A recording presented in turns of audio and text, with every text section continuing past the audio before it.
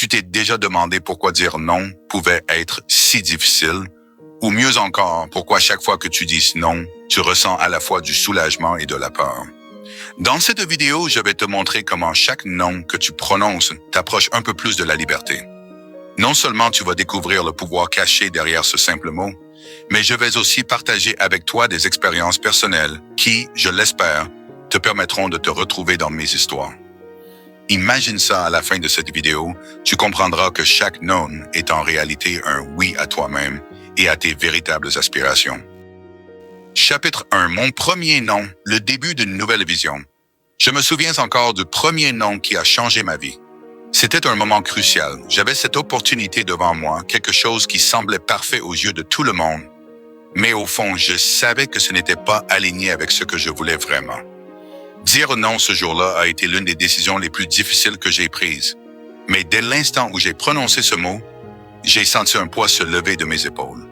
Ce que j'ai réalisé à ce moment-là, c'est que le non n'était pas une fin en soi, mais un nouveau départ, un début de respect de soi-même. Parce que dire oui à tout finit par te faire perdre de vue ce qui est réellement important pour toi. Ce premier non m'a appris que dire non n'est pas un signe de faiblesse, mais de force.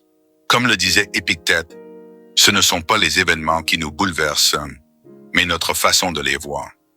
Dire non m'a permis de changer ma perception et de reprendre le contrôle. Essaye de te rappeler d'une fois où tu as dit oui alors que tu aurais préféré dire non. Prends un moment pour y réfléchir. Comment te sentais-tu après et si tu avais dit non, qu'est-ce qui aurait changé dans ta vie à ce moment-là, note? Tes réflexions dans un carnet. Cela te permettra de mieux comprendre pourquoi dire non est souvent une porte vers la liberté.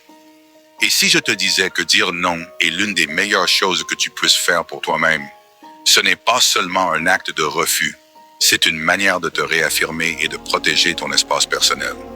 Attends de découvrir comment cela a aussi transformé mes relations. N'oublie pas de t'abonner pour ne rien manquer de nos contenus inspirants. Chapitre 2, le non qui a sauvé mon temps. Il y a eu un autre moment clé dans ma vie où j'ai dû apprendre à dire non pour protéger mon temps. À une époque, je me sentais submergé par les demandes et les attentes des autres. J'étais partout, toujours prêt à aider, à participer, à dire oui pour ne pas décevoir. Mais je finissais épuisé, sans énergie pour moi-même. Un jour, j'ai décidé que c'était assez. J'ai dit non à une invitation à un événement auquel je me sentais obligé de participer. Ce fut un petit pas, mais cela a complètement changé ma perspective. Dire non à cet instant m'a donné le temps de me recentrer, de réfléchir et de prendre soin de moi. Dire non n'est pas égoïste, c'est un acte de préservation. En refusant ce qui te vide, tu crées de l'espace pour ce qui te remplit vraiment. Marc Aurèle disait « Perds moins de temps à ce qui est superflu. Se concentrer sur ce qui compte, c'est ça la véritable liberté. » Pendant les prochains jours, fais attention à chaque fois que tu es tenté de dire oui à une demande extérieure. Avant de répondre, demande-toi si cela respecte ton temps et ton énergie. Si la réponse est non, alors ne crains pas de le dire. Cela te permettra de rediriger ton attention vers ce qui compte vraiment. Je sais que ce n'est pas facile de dire non, surtout quand on craint de décevoir. Mais tu serais surpris de voir à quel point les gens finissent par respecter davantage ceux qui savent poser des limites. Reste bien concentré, car bientôt, je vais te montrer comment dire non et transformer mes relations personnelles. Chapitre 3. Dire non pour protéger sa paix intérieure. Dans la vie, il y a des moments où dire non n'est pas seulement un choix, c'est une nécessité. Pour moi, cela s'est produit dans une relation toxique. J'avais cette personne dans ma vie qui, petit à petit, drainait toute mon énergie. Chaque interaction devenait une source de stress. Mais par peur de perdre cette relation, j'hésitais à poser des limites. Un jour, j'ai réalisé que je ne pouvais plus continuer ainsi. J'ai dit non. Non à la manipulation, non au manque de respect. Cela n'a pas été facile, mais cette décision m'a libéré. Dire non a marqué le début de la reconstruction de ma paix intérieure. En disant non, tu apprends à te respecter et à protéger ton bien-être mental et émotionnel. Sénèque disait « La tranquillité de l'âme est l'un des plus grands biens. » Et cette tranquillité, tu la trouves en apprenant à dire non aux relations qui te déstabilisent. Identifie une relation dans ta vie où tu as du mal à dire non. Comment pourrais-tu poser des limites? Prends une petite action dès aujourd'hui pour protéger ta paix intérieure. Tu verras, c'est souvent le premier non qui est le plus difficile, mais il en vaut la peine. Tu te demandes peut-être comment tu pourrais appliquer ces leçons dans ta propre vie. Tu te demandes peut-être comment tu pourrais appliquer ces leçons dans ta propre vie. Laisse-moi te dire que le simple fait de poser des limites et de dire non n'est pas seulement un acte personnel, c'est une révolution intérieure. Attends un peu, car bientôt je vais te dévoiler un exercice puissant pour commencer à appliquer cela aujourd'hui. Chapitre 4. Comment dire non a changé mes relations. Je me souviens d'une période où dire non était impensable dans mes relations. J'avais peur de blesser les autres, de passer pour égoïste. Je disais oui à tout, même quand cela signifiait sacrifier mon propre bien-être. Mais plus je disais oui, plus je me sentais pris au piège. Un jour, j'ai pris conscience que pour être en paix avec moi-même, je devais apprendre à dire non, même aux gens que j'aimais. Le premier non que j'ai prononcé dans une relation proche a été comme une libération. C'était difficile, mais cela m'a permis de prendre du recul et de réaliser que les vraies relations se renforcent lorsqu'on pose des limites. Dire non m'a permis de redéfinir mes priorités et de créer des relations plus saines et équilibrées. Le respect mutuel dans une relation commence par le respect de soi.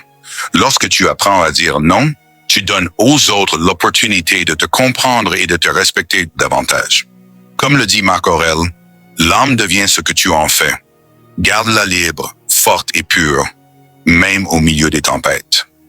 Cette semaine, je t'encourage à choisir une situation relationnelle où tu te sens sous pression de dire oui. Au lieu de céder, prends un moment pour évaluer si cela correspond à tes besoins. Si ce n'est pas le cas, dis non gentiment mais fermement. Cela pourrait être aussi simple que de refuser une invitation, mais tu verras que cet acte de respect pour toi-même renforcera ta relation avec l'autre. Si cette vidéo résonne en toi et que tu commences à voir le pouvoir de dire non, abonne-toi maintenant pour ne rien manquer des prochaines vidéos. Ensemble, nous allons continuer à découvrir comment ces petites actions peuvent transformer ta vie. Chapitre 5, le non qui a transformé ma carrière. Tu sais, apprendre à dire non n'a pas seulement impacté ma vie personnelle, mais aussi ma carrière.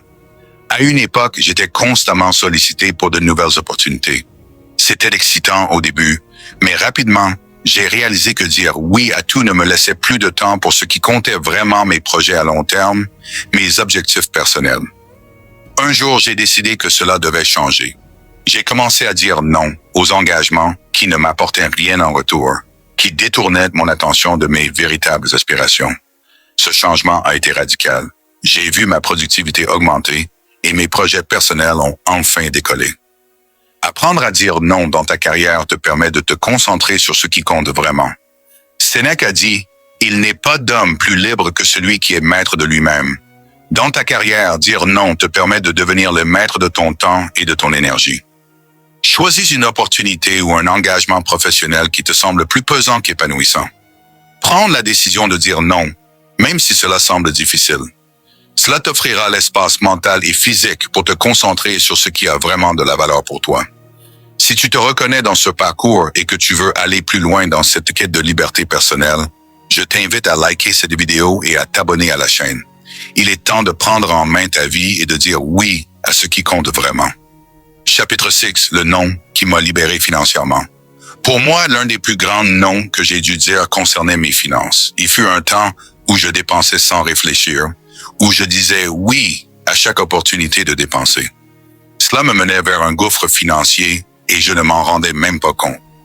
Le jour où j'ai décidé de dire non à ces achats impulsifs a marqué le début de ma liberté financière. J'ai appris à être plus conscient de mes choix, à dire non aux dépenses inutiles et à me concentrer sur l'essentiel. Ce fut un long chemin, mais aujourd'hui, je peux te dire que cette discipline m'a offert une paix que je n'aurais jamais imaginée. Dire non aux dépenses superflues est un acte de respect envers ton futur. Comme l'a dit Épictète, la richesse ne consiste pas à avoir beaucoup de biens, mais à avoir peu de besoins.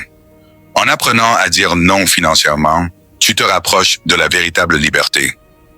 Prends un moment pour passer en revue tes dépenses récentes. Identifie celles qui n'étaient pas nécessaires et demande-toi ce que tu aurais pu faire avec cet argent si tu avais dit non à ces achats. Fixe-toi un défi pour chaque dépense non essentielle. Dis non cette semaine et vois comment cela affecte tes finances et ton bien-être. Si tu veux vraiment transformer ta vie financière et personnelle, n'oublie pas de t'abonner pour plus de contenu comme celui-ci. Ensemble, nous allons découvrir comment chaque petit non t'amène un peu plus près de la liberté. En fin de compte, dire non est un acte de courage. C'est un choix conscient de privilégier ce qui compte vraiment pour toi. Comme les grands philosophes stoïciens l'ont souvent rappelé, la véritable liberté ne réside pas dans l'abondance de choix, mais dans la maîtrise de soi. Je veux que tu quittes cette vidéo en réalisant que chaque non que tu prononces est en réalité un oui à toi-même, un pas de plus vers la vie que tu veux vraiment mener. Alors, la prochaine fois que tu te retrouves face à une demande, une invitation ou une opportunité qui ne te parle pas, n'aie pas peur de dire non. Parce que chaque non t'approche de la liberté et tu vas t'en rendre compte très bientôt. Je te laisse avec cette pensée, la liberté ne commence pas dans les circonstances extérieures, mais à l'intérieur de toi. Chaque non que tu dis est un acte d'amour pour toi-même. Alors, sois assez fort pour dire non et assez sage pour en comprendre la valeur. Abonne-toi pour continuer ce voyage vers la véritable liberté, car le mieux reste à venir.